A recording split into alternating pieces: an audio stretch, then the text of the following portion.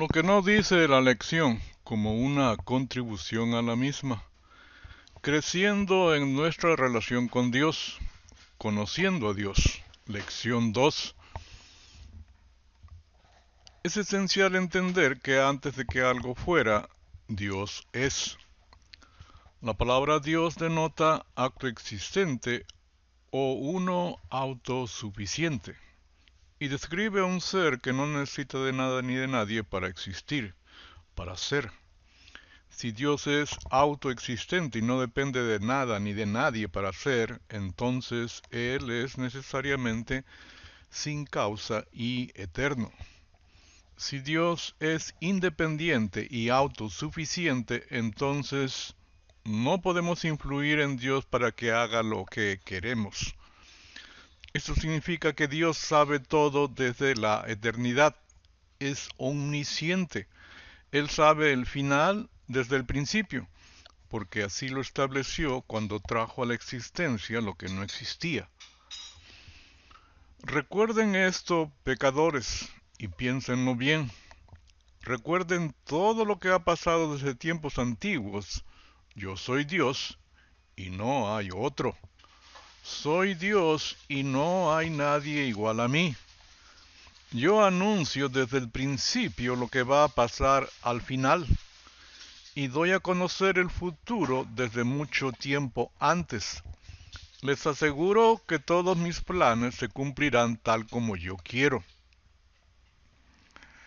La independencia de Dios significa que Él no considera lo que alguien podría hacer en un lugar y tiempo determinados y luego hace su elección basándose en el conocimiento previsto. Eso violaría la no contingencia, que es otra forma de decir que es eterno, autoexistente y cuya existencia no depende de nada ni de nadie. Violaría la no contingencia de Dios, porque significaría que sus elecciones y las acciones resultantes de esas elecciones están supeditadas a las elecciones previstas de otros, y esto no puede ser. Dejaría de ser Dios. La existencia de Dios no se basa en la voluntad de Dios, sino en la naturaleza de Dios. La naturaleza de Dios es anterior a su voluntad. Dios es absolutamente inmutable en su esencia y atributos. Él no puede aumentar ni disminuir. Él no está sujeto a ningún proceso de desarrollo o de autoevolución.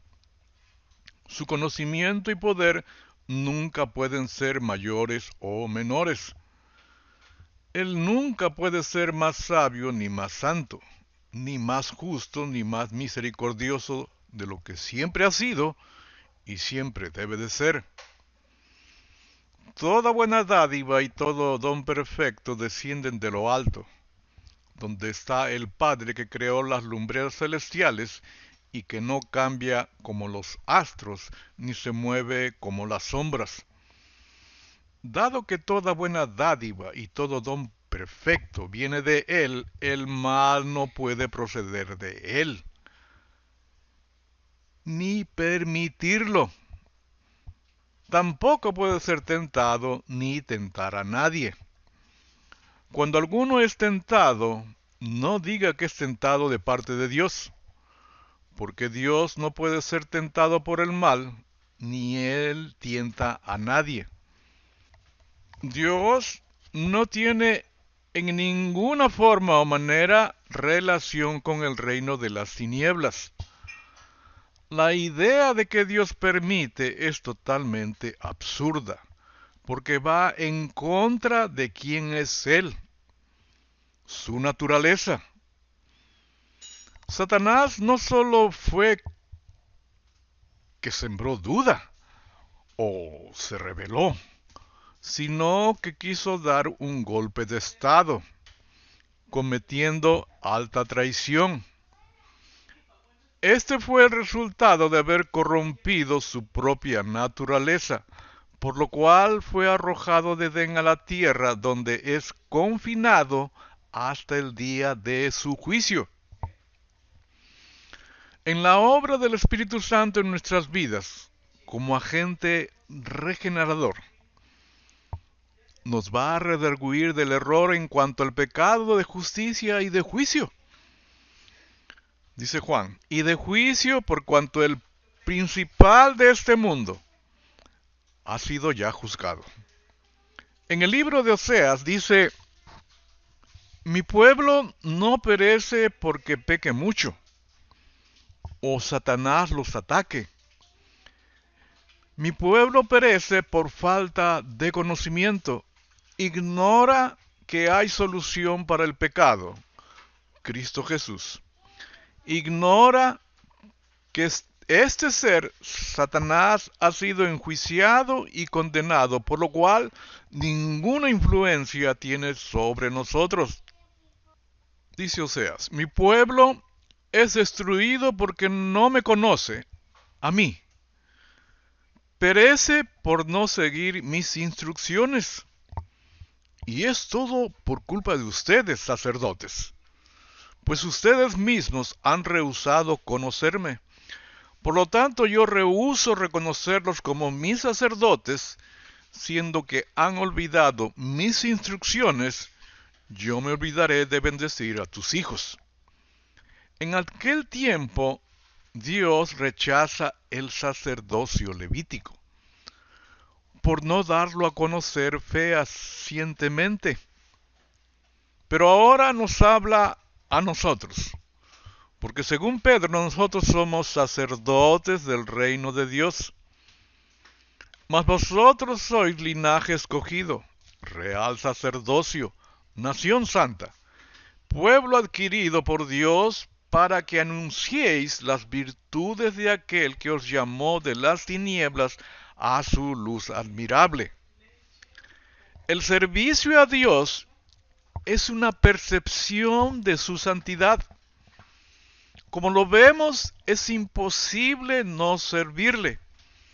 Como lo vemos, es imposible ser parcial o pensar o hablar mal de él.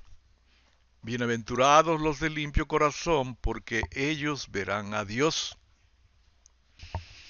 Si todo lo que existe ha sido creado, visible e invisible, en algún momento en el infinito, Elohim estuvo solo.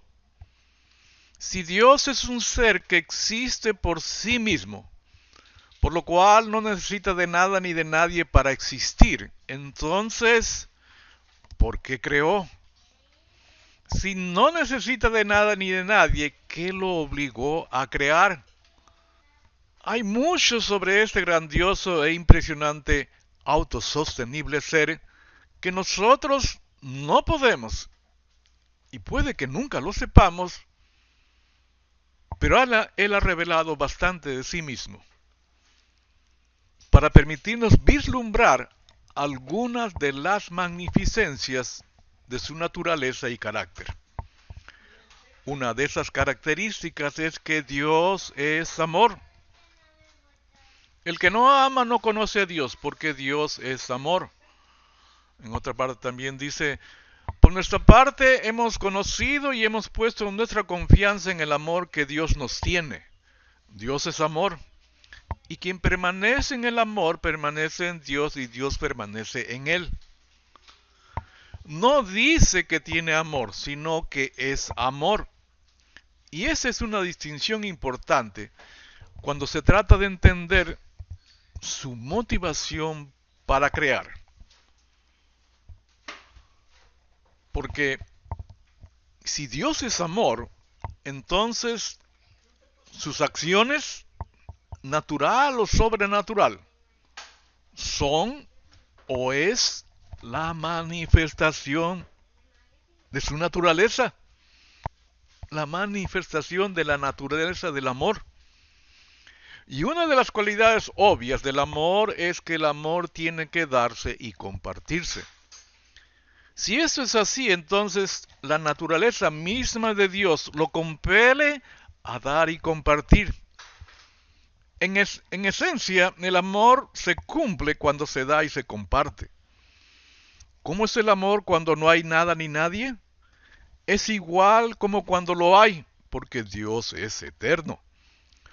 La existencia de Dios no se basa en la voluntad de Dios, sino en la naturaleza de Dios. La naturaleza de Dios es anterior a su voluntad. ¿Cómo se manifiesta el amor cuando no hay nada ni nadie?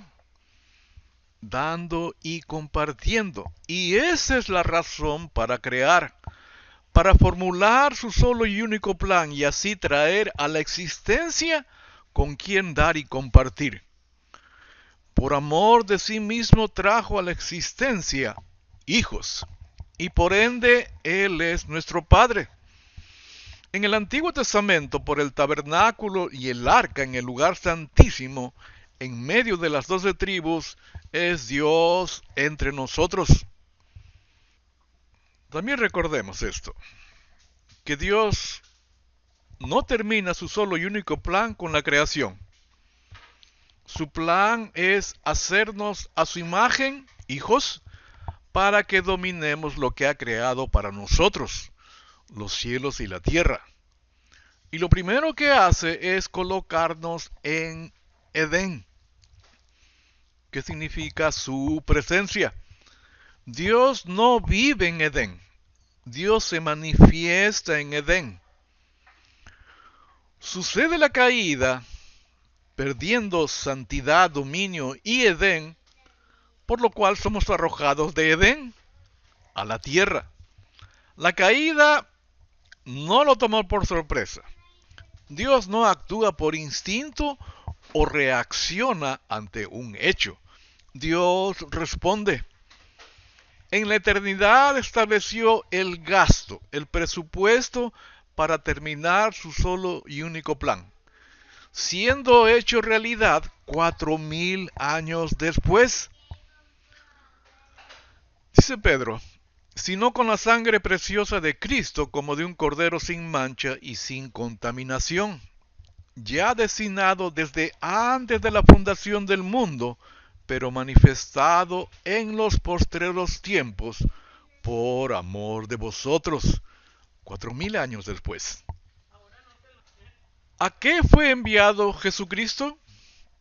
Según Daniel, dice en su libro, el capítulo 9, 70 semanas están determinadas sobre tu pueblo y sobre tu santa ciudad, para terminar la prevaricación y poner fin al pecado, y expiar la iniquidad para traer la justicia perdurable. Es decir, el fin último de Dios con nosotros es traer la justicia perdurable. La pregunta es, ¿para qué? En el día de la expiación, específicamente el capítulo 16, el verso 34, dice, esta es una ley perpetua para ustedes, a fin de purificar al pueblo de Israel de sus pecados, haciéndolos justos ante el Señor una vez cada año. En la carta a los Hebreos, el capítulo 9, Pablo habla del tabernáculo y sus compartimentos, lugar santo y lugar santísimo. Y en este último ingresaba el sumo sacerdote una vez al año, ofreciendo sacrificios por él y por el pueblo. Y sigue diciendo, mediante esas ordenanzas, el Espíritu Santo daba a entender que la entrada al lugar santísimo no estaba abierta a todos en tanto siguiera en pie el tabernáculo y el sistema que representaba. O sea, lo que está diciendo Pablo es que el fin último era que se abriera el lugar santísimo. Y esto lo declara en Hebreos capítulo 10, el verso 19. Pero sigue diciendo en el capítulo 9, esto nos ilustra hoy día que las ofrendas y los sacrificios que allí se ofrecen no tienen poder alguno para perfeccionar la conciencia de los que celebran ese culto.